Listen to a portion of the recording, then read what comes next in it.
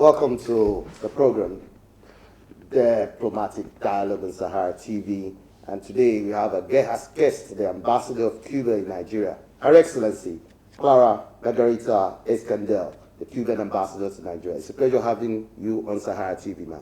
It's my pleasure to be on Sahara TV. Thank you very much, ma'am. Madam Ambassador, Cuba has experienced one of the longest system of unilateral sanctions maintained against any nation in the world. And it was designed to suffocate the Cuban people and force them to accept a change in the political system against their will, has affected well-being of generations of Cubans who are born and have lived their entire lives under the blockade. As the call for an end to the blockade continues to resonate across the world, what does the future hold for the Cuban people? Madam Ambassador, can you give us briefly a history of this embargo? Well, this blockade started as just after the beginning of the revolution, and it has also a real framework of laws behind and supporting it. Among those laws, I can mention the Torricelli law and the Helms-Burton law that came in the 90s, and they were just to reinforce what was already put into force since the early 60s. So when we talk about the blockade, it's not only, it's first a well-structured system of sanctions, and secondly, it has a legal base from the United States law. Of course, not from the Cuban law, because we have also our counter laws to declare this blockade illegal and very, very cruel against the Cuban people. I can say that from my generation going, all Cubans has been born under these circumstances. So every of us has been directly affected as human beings. Every of us and our families has also been affected. This blockade is very comprehensive because it touches every way of life in Cuba. It's a regulation against free travel between from the territory of the United States to Cuba. This blockade is commercial, economic, and financial. So it took these three levels of the normal economic relationship between countries, and also have another very sensitive area, which is the extraterritorial impact of the blockade. Because the American law is applied also to third countries or to companies belonging to third countries that have a kind of commerce or financial or commercial relationship with Cuba. So in that regard, it's also affecting not only Cuba, it's affecting third parts. In this area, I can also mention that it affects mainly not only economic areas, but also social life in Cuba. For instance, I can mention that during the previous administration, the blockade was reinforced with 253 new sanctions that made a tremendous impact in our economy and in normal life of the Cuban people. That's under the Trump-led administration. Yes, you are right, with the Trump-led administration. And also, it was reinforced during the pandemic. So we always say that the blockade is very cruel, but being reinforced under the situation of the world pandemic, because it's something that is affecting every country all over the world, this situation has been becoming not only very cruel, but also criminal against the Cuban people. We have not been able even to import drugs and medicine and medical items, very needed, not only to save life, but also to produce our own medicines and vaccines. So this is a tremendous impact on the Cuban people. Now, most people across the world will like to know, what are the reasons that actually led the United States to this decision? It's a political decision, mainly. They don't, unfortunately, the government of the United States has never understood the need of every country all over the world to express by themselves, to take your future in your own hands. We Cubans, we have decided to take our future in our hands and to exercise our right of freedom and liberty and to build the kind of society that we want. That even was confirmed once again in a popular referendum conducted in 2019, at the early 2019, when 88% of the Cuban population approved the Cuban constitution.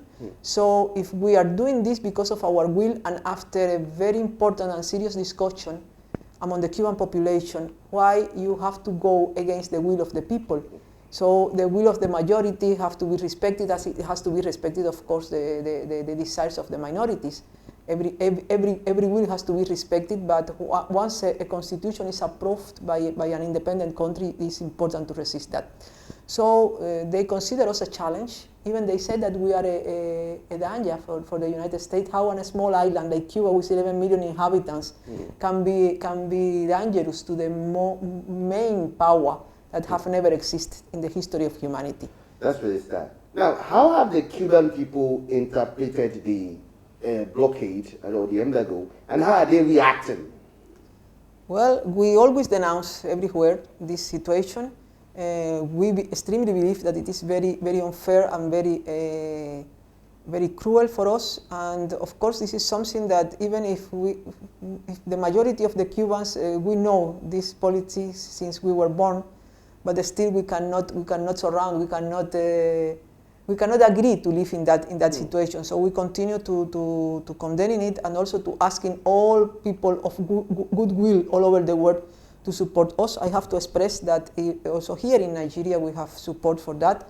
Nigeria consistently voted together with the entire international community every year when the resolution against the blockade is presented at the General Assembly of the United Nations. I wanted to ask you on that because this year, Cuba won the vote for the 29th time, as a matter of fact, consecutive time, at the United Nations General Assembly on votes against the U.S. criminal blockade.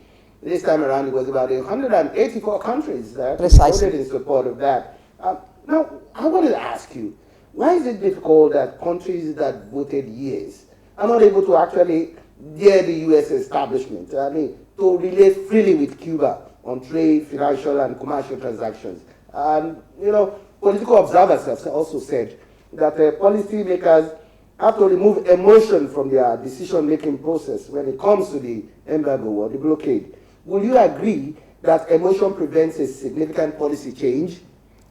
Yes, that is true. Sometimes it happens. But also there are some kind of interests. I can say that the world is, in practical terms, the world is divided. There are countries that, despite of the sanction, continue doing business with Cuba. There are companies that, despite of the blockade, they continue doing business with Cuba, and they decide by themselves to do business with us and to have practical relationship.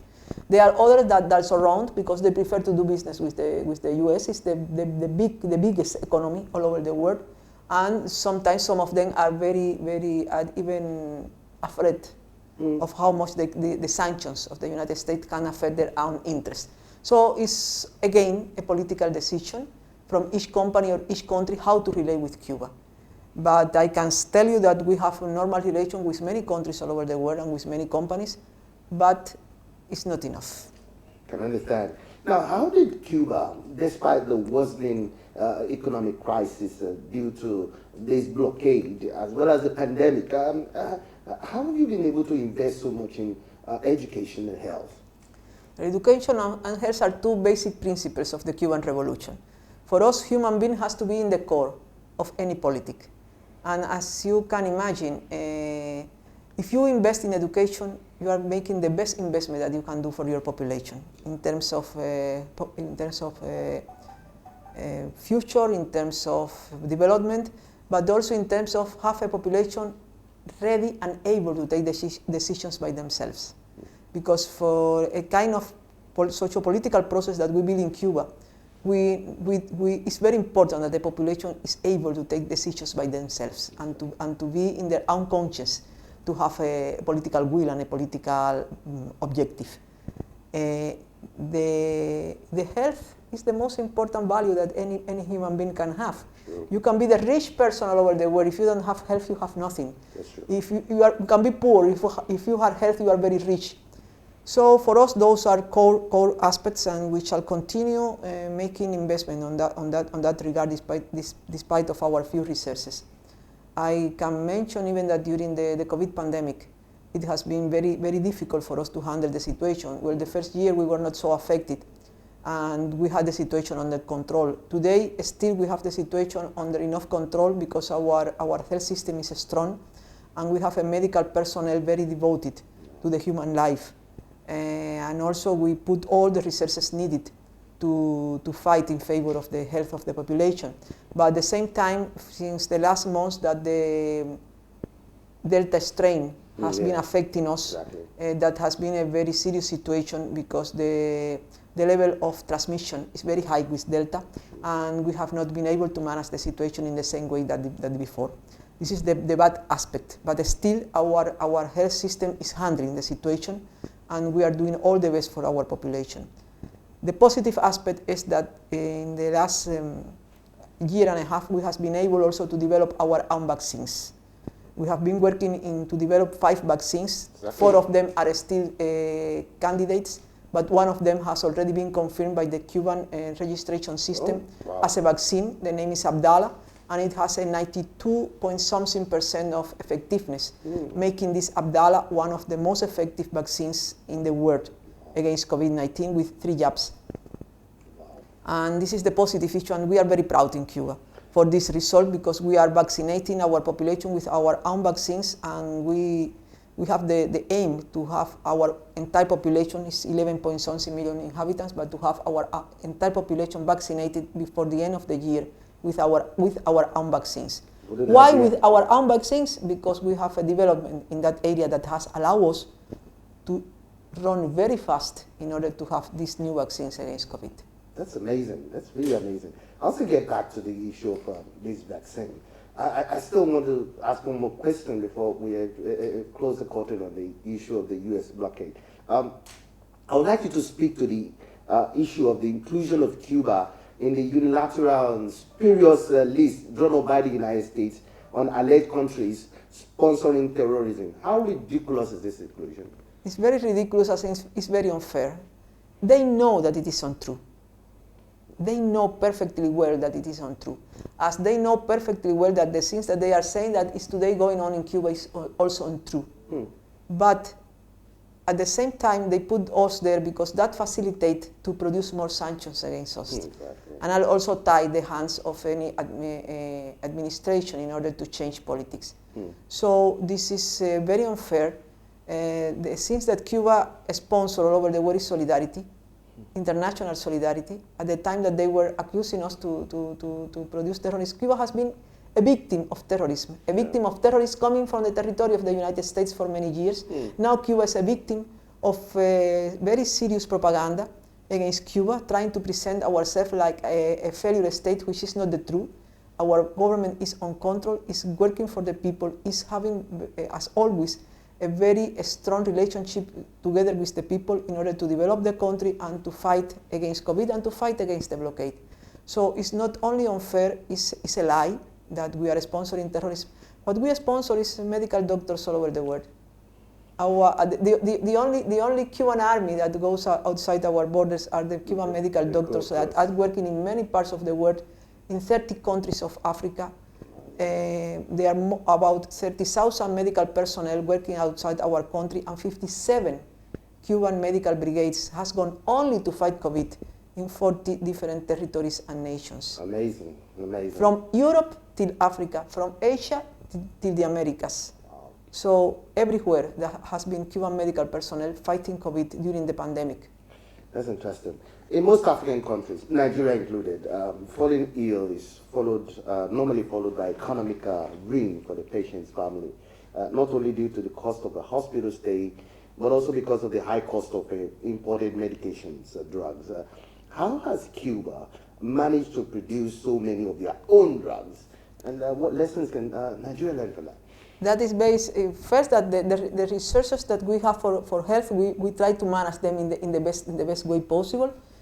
But very important, education came here to be very supportive, because we have generations of Cuban researchers and scientific people that for almost 40 years now has been developing in the area of biotechnology, vaccine productions, and all these areas that are very fundamental. So with the small resources that we have, we concentrate to be as much productive and helpful as possible for the welfare of the population. Indeed. So that is the secret. The combination between education and the use of the resources. For instance, with these COVID vaccines, they are not produced only by one center. We have a network of different centers working in the area of vaccines and biotechnology, and all of them has become together in order to produce the best for the country. Nice. It's not, we have 5 vaccines not for competition, but to try that some of them can be effectiveness. Even one, if a nasal vaccine, one of the 10, all over the world there are only 10 nasal vaccines to fight COVID. One is a Cuban. Well, still he's a candidate, but it is in the transit to become a vaccine. Interesting. Could you briefly tell us about the progress in the bilateral relations and cooperation between Cuba and Nigeria at this time?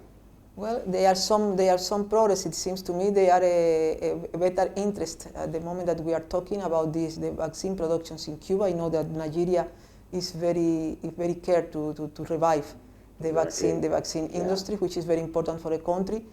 For instance, I am here now in Lagos for a visit, and I have gone to Alimocho local government. Oh, really? They are using some equipments and technologies from Cuba. For massive attention to practice massive tests in labs, which is very useful for a public hospital, and in favor of one of the biggest, well, maybe the bigger local government in Nigeria. Yeah. So that is very useful. I am sure that this is an area in which we can improve more. I always say that between Cuba and Nigeria there is a special, particular love relation. Our roots are here. Our blood, our brain, the spirit of the Cuban people came also from Nigeria. It's one of the biggest components of our nation, our idiosyncrasy. But I said that this is not enough. Wow. We have a common past. We need to build together a common future. That's interesting. Let me ask you, if countries like Nigeria were to seek the help of Cuba in this stage of its management of the crisis, what protocols need to be activated? For COVID or? For COVID, exactly. Well, I think that we have to, if there is an interest in the Nigerian side, we have to sit down and to have a good chat and to elaborate what is possible to be done together. Some steps has been doing, and I hope that maybe in the next future something can be achieved if it is in our mutual interest. We are always ready to negotiate and to have a particular relationship with our African brothers and sisters. This is a fact. We also want to find out, is it possible for Cuba to actually collaborate with the Nigerian pharmaceutical companies in research and development of most of these drugs, especially against malaria, against COVID, against cancer and other? Already there are some relations. There are some Nigerian institutions, mainly hospitals that are importing some Cuban drugs already, and that has been applied mainly in Abuja. And so already we have some experience, and we are working together to see if that experience can expand. Finally, and continue. Finally, what prospect do you see for the future for Cuba and for Cuba-Nigeria relations? Well, I think that the future of Cuba is in the hands of the Cuban people. And I can guarantee that we will be able to continue building our future in the best. And not only for Cubans, also for solidarity.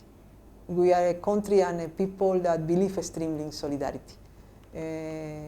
Cuba and the Friends of Cuba used to say, blockade not, solidarity yes. It's a very important point. And with Nigeria, as I said before, common future has to be the base, common past have to be the base for the common future. Let's work together to continue this relation of love. Madam Ambassador, thank you very much for your insightful analysis and perspectives. Thank you.